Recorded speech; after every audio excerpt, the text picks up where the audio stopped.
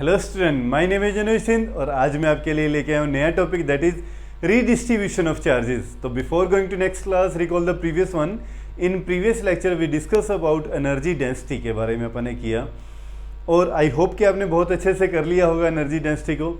अगर जो आप इस चैनल के ऊपर फर्स्ट टाइम आए हैं तो प्लीज़ चैनल को ज़रूर लाइक कीजिए, सब्सक्राइब कीजिए और अपने फ्रेंड्स के साथ शेयर करना मत भूलिएगा। तो आइए आज का लेक्चर स्टार्ट करते हैं। आज का अपना जो टॉपिक रहेगा वो रहेगा रीडिस्ट्रीब्यूशन ऑफ चार्जेस के ऊपर। चार्ज का अपने को क्या करवाना है, रीडिस्ट्रीब्यूशन करवाना है यहाँ पर। तो अपन ने क्या किया, यहाँ पर मैंने थोड़ा सेटअप ऑलरेडी लिख के आपके सामने लिखा हुआ है। तो दो बॉडी कंसीडर कर लेते हैं, ए और बी बॉडी, दो स्फेरिकल बॉडी ली अपन ने। बॉडी ए के ऊपर जो चार्ज है वो Q1 चार्ज है और बॉडी बी के ऊपर जो चार्ज है वो Q2 चार्ज है, पर कंसीडर कर लेते हैं। अच्छा, बॉडी ए का जो पोटेंशियल है सपोज कर लेते हैं V1 है और बॉडी बी का जो पोटेंशियल है वो सपोज कर लेते हैं V2 है। ठीक है, दोनों इंसुलेटेड ये वायर्स के साथ रखी हुई है स्टैंड के ऊपर ताकि चार्ज नीचे ना जाए।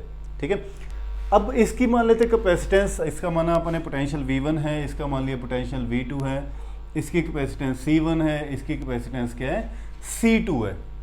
ठीक है, अब क्या होगा कि जैसे ही आपने इन दोनों बॉडीज को कनेक्टिंग वायर के साथ क्या किया, अटैच किया, तो चार्ज की प्रॉपर्टी होती है, चार्ज ट्रांसफ़र होता है एक बॉडी से दूसरी बॉडी के अंदर।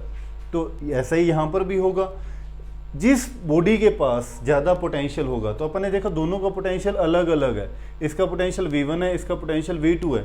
सपोज कर लेते हैं V1 की वैल्यू ज़्यादा है, हाई पोटेंशियल है, और V2 की वैल्यू क्या है, कम पोटेंशियल है। तो चार्ज क्या होना शुरू हो जाएगा, ट्रांसफ़र होना जाए। ऑब्वियसली चार्ज क्या होगा, बॉडी ए से बॉडी बी की तरफ चार्ज क्या होना शुरू हो जाएगा, ट्रांसफ़र होना हो जाएगा। और तब तक ट्रांसफ़र होता रहेगा जब तक दोनों बॉडीज़ का पोटेंशियल सेम नहीं हो जाता।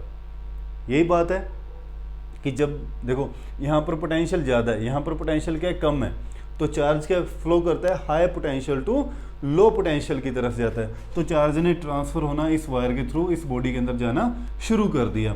और कब तक जाता रहेगा ये, जब तक दोनों तरफ से पोटेंशियल क्या ना हो जाए, सेम ना हो जाए, दोनों बॉडी का पोटेंशियल ना सेम हो जाए। अब मान लो इधर भी 5 वोल्ट है, इधर भी 5 वोल्ट, तो अब चार्ज कहाँ ट्रांसफ़र करेगा, नहीं करेगा ना। तो जब तक करता रहेगा, इस पोजीशन को बोलते हैं इक्विलिब्रियम की पोजीशन आना। ठीक है, तो आप आई होप कि आप ये समझ गए होंगे। फिर से बता देता हूँ, बॉडी ए के ऊपर चार्ज Q1 है, बॉडी बी के ऊपर चार्ज क्या है, Q2 है। बॉडी ए का जो पोटेंशियल है V1 है और बॉडी बी का पोटेंशियल क्या है, V2 है। सपोज कर लेते हैं ये हाई पोटेंशियल है और ये लो पोटेंशियल है। जैसे आपने वायर के साथ, कनेक्टिंग वायर के साथ दोनों बॉडी को कनेक्ट किया, तो चार्ज ट्रांसफ़र होना शुरू हो जाएगा from high potential to low potential. और तब तक ट्रांसफ़र होता रहेगा जब दोनों बॉडीज़ का पोटेंशियल क्या हो जाता है, सेम ना हो जाए, तब तक वो ट्रांसफ़र होता रहेगा। ठीक है, तो इस चीज़ को मैंने यहाँ भी लिखा है।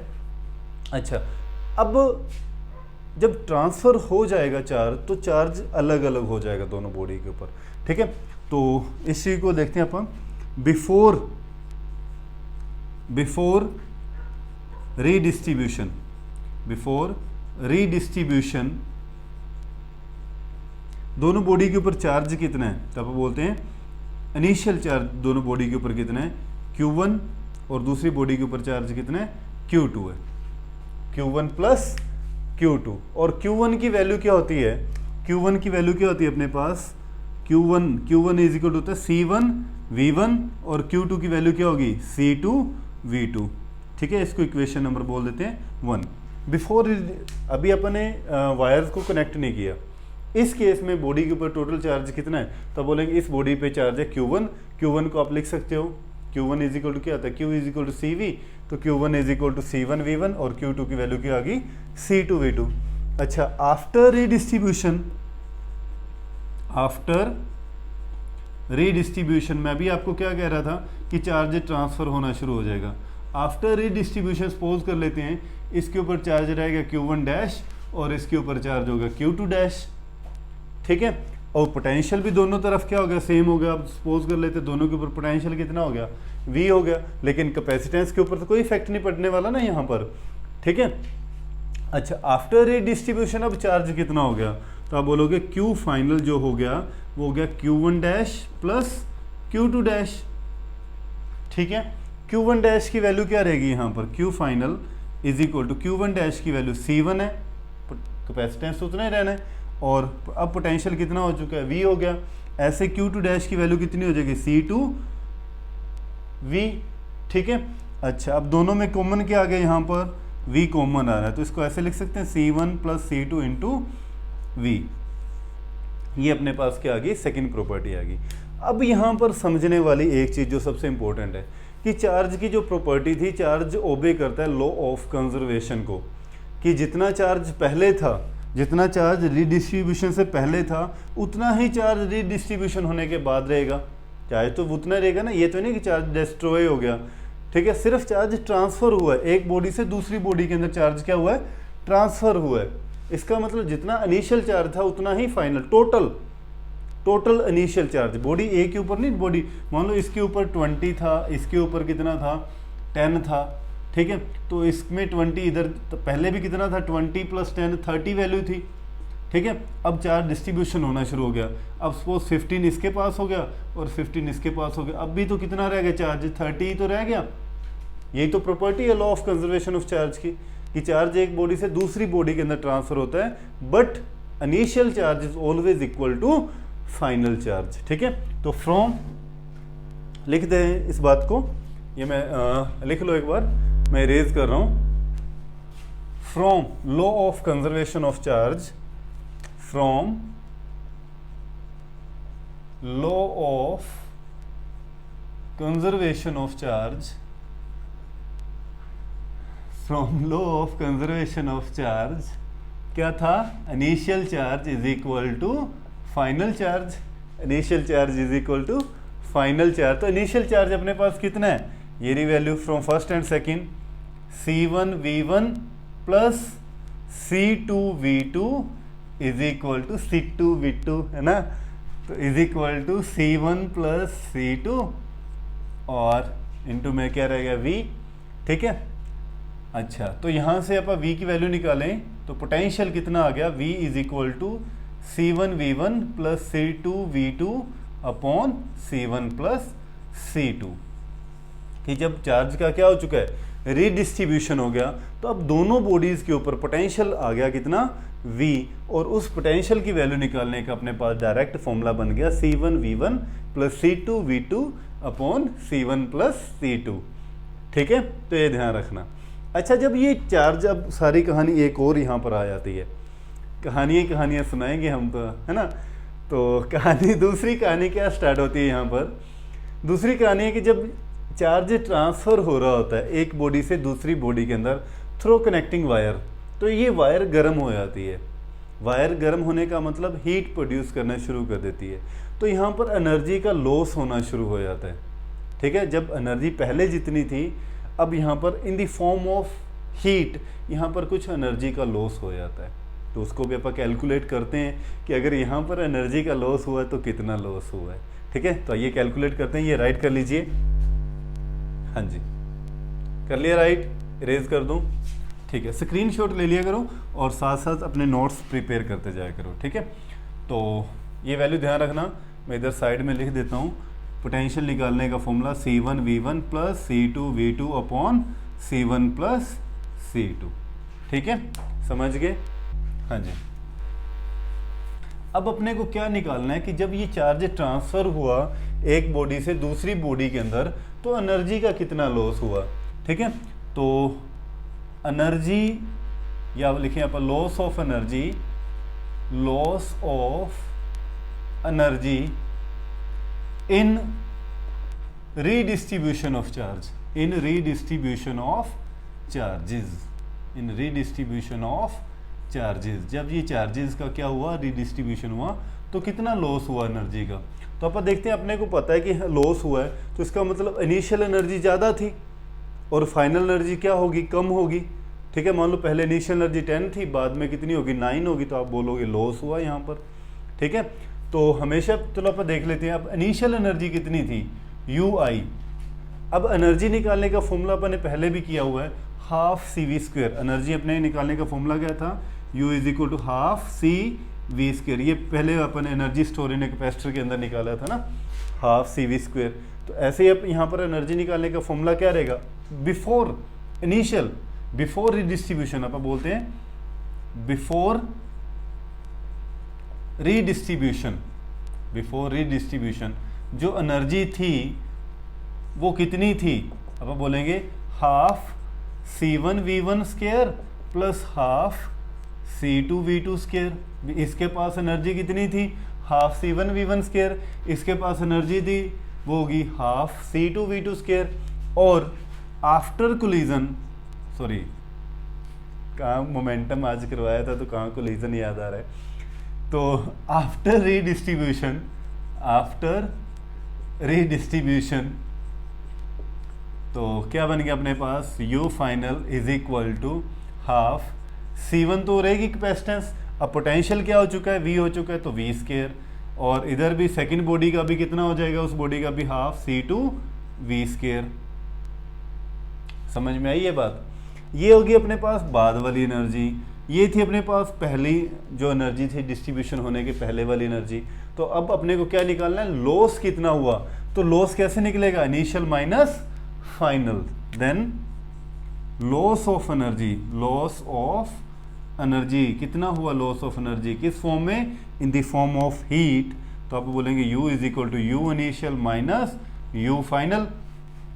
वैल्यू पुट करते हैं यहाँ पर, तो U is equal to U initial की वैल्यू कितनी है अपने पास, half C1V1 square plus half C2V2 square minus, अब ये करना है अपने पास, तो दोनों में कॉमन क्या आ रहा है, हाफ, और कॉमन क्या आ गया, V स्केयर भी कॉमन आ गया, ठीक है, V स्केयर भी कॉमन आ गया, तो क्या रह गया अपने पास, अंदर क्या रह गया, C1 प्लस C2, ये मैं ब्रैकेट भी ओपन ही कर देते हैं ये भी, चलो ठीक है। तो ये कहानी अपने पास बन गई यहाँ पर। अच्छा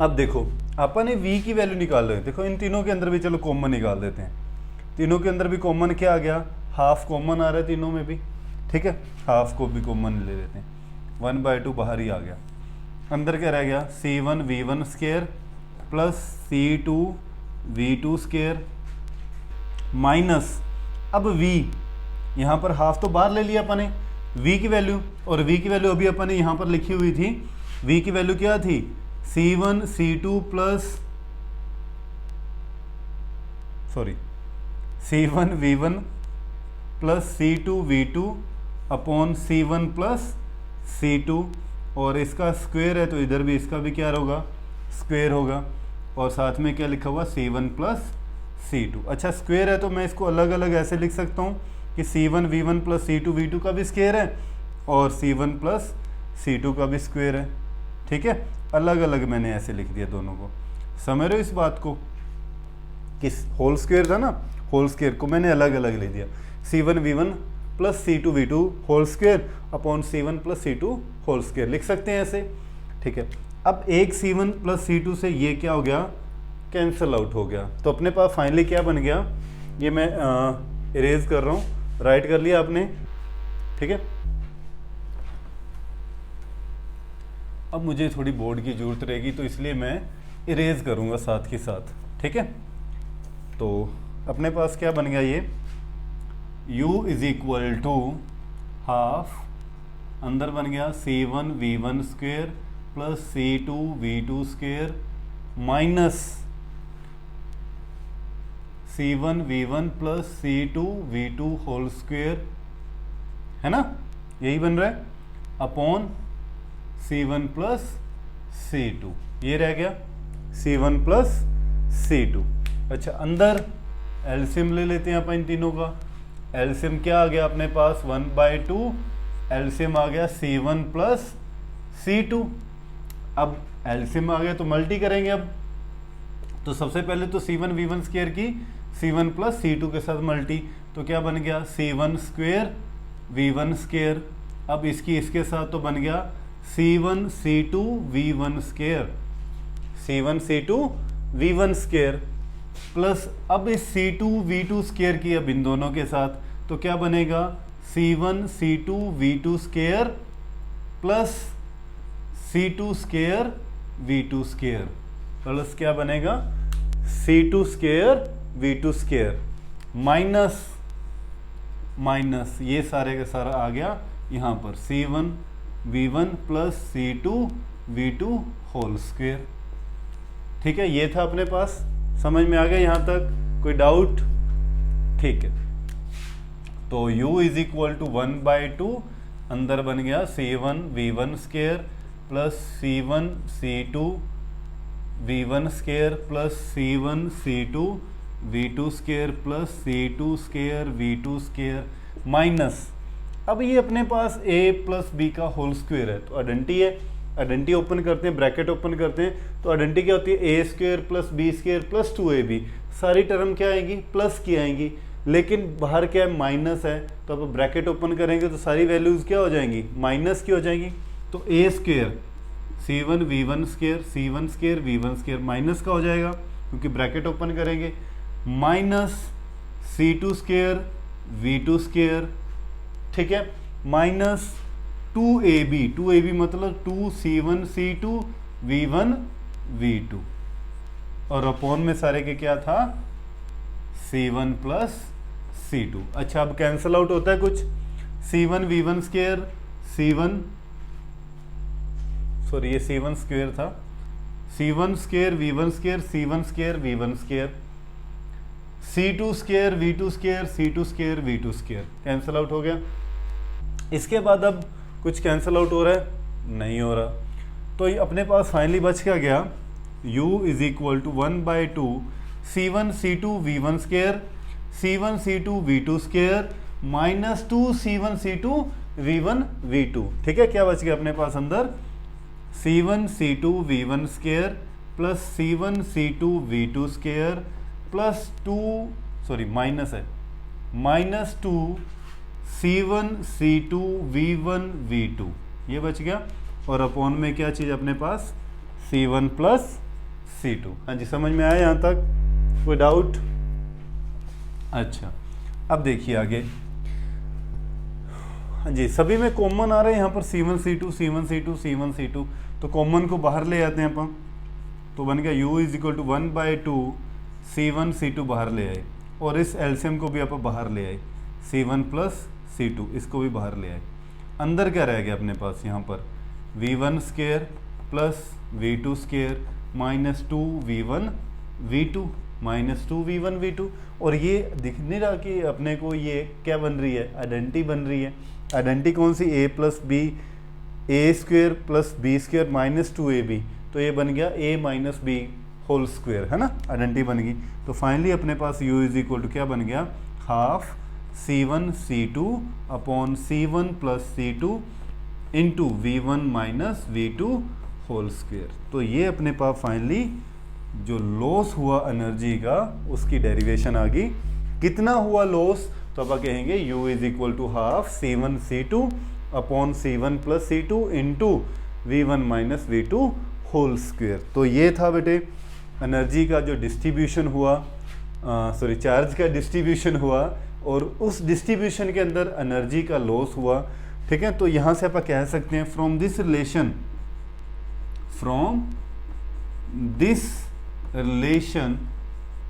वी कैन से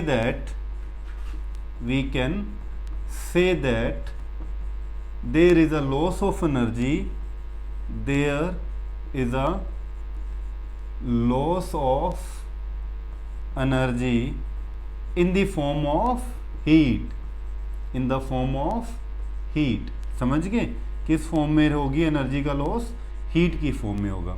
एक चीज़ और भी आप कह सकते हैं कि एनर्जी का लॉस कैसे हुआ, कैसे पता चला, तो यहाँ पर देखो अगर जितनी भी वैल्यूज़ हैं सारी की वैल्यू क्या आएगी V1 माइनस V2 करो या V2 माइनस V1 करो, तो ये क्या आएगी पॉजिटिव ही आएगी वैल्यू। इस सारे को सोल्व करोगे तो वैल्यू क्या आएगी पॉजिटिव आएगी, और एनर्जी जब चेंज पॉजिटिव आए तो इसका मतलब क्या होता है, मान लो पहले एनर्जी थी 30 बाद में होगी 20, तो इन दोनों को माइनस करोगे तो वैल्यू अगर पॉजिटिव आती है, या आप कहें कि अगर वैल्यू पहले 40 थी बाद में कितनी होगी 50 होगी, तो यहाँ पर तो वैल्यू अपने को क्या मिलने वाली है नेगेटिव मिलने वाली है। तो आप कह नहीं सकते ना कि एनर्जी का लॉस हुआ है, अगर अपने को आंसर पॉजिटिव मिला तो इसका मतलब वहाँ पर एनर्जी का क्या हुआ है लॉस हुआ है। तो अपने को यहाँ पर जब आप सोल्व करने वाले हैं तो V1 माइनस V2 करें क्योंकि होल स्क्वायर है, तो चाहे V2 माइनस V1 करें, होल स्क्वायर है, तो एनर्जी का यहाँ पर जो वैल्यू आएगी अपने को पॉजिटिव ही मिलेगी। और ये पॉजिटिव वैल्यू ही शो कर रही है कि एनर्जी का यहाँ पर क्या हो रहा है, लॉस हो रहा है। ठीक है,